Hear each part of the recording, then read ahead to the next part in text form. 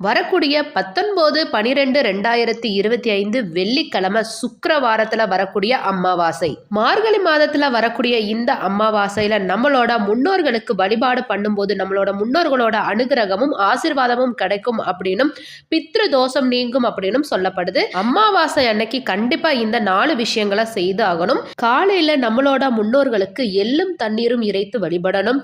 அப்புறம் அன்னதானம் பண்ணணும். 3வதா மதியம் படையல் போட்டு வழிபடணும்.